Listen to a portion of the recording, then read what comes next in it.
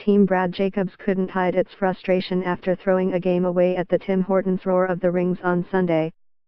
Jacobs whipped his broom down the ice to the hack. Ryan Harnden kicked a stone through the sheet bumper. One wide, heavy throw was the difference as a rare Jacobs miss gave Kevin Coe a steal of 2 and a surprise 8-6 extra end victory at Canadian Tire Centre.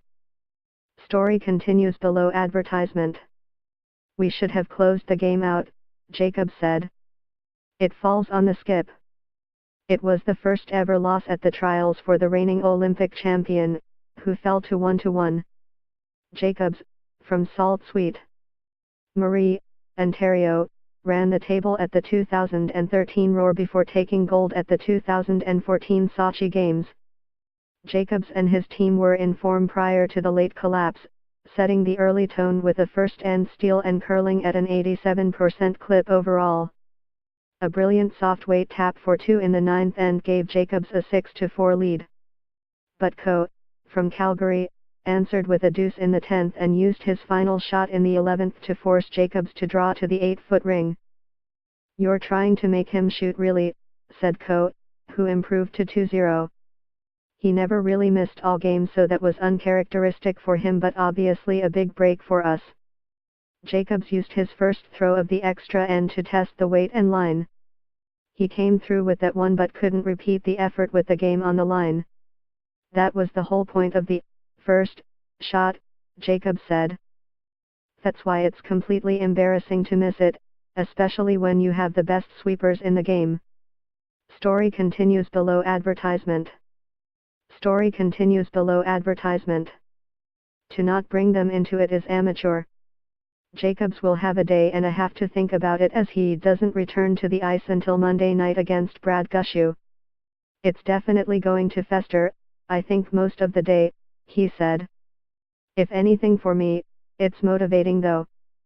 In other morning games, reigning Olympic women's champion Jennifer Jones beat fellow Winnipeg skip Michelle Englot 8-5, and Julie Tippin of Woodstock, Ontario, defeated Edmonton's Val Sweeting 7-3.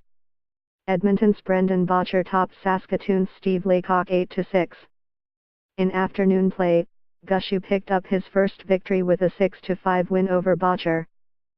Gushue, the reigning world men's champion from St.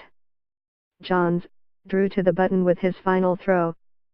Story continues below advertisement. "We knew that path really well," Gushue said. "I drew the button there 2 or 3 times during the game." The reigning world women's champion, Ottawa's Rachel Homan, also picked up her first win by holding off Tippin 8-7. "It's early, we're still learning the lines," Homan said. "We're really happy to come off with a win there." Casey Scheidegger of Lethbridge, Alberta, posted a 7-5 victory over Krista McCarville of Thunder Bay, Ontario, and Winnipeg's Mike McEwen beat John Morris of Vernon, BC, 3-1. Coe was to meet Winnipeg's Reed Carruthers in evening play. Toronto's John Epping was to take on Laycock, Jones was to play Toronto's Alison Flakesetti, and Sweeting was to meet Calgary's Chelsea Carey. Round-robin play continues through Friday and the finals are set for December.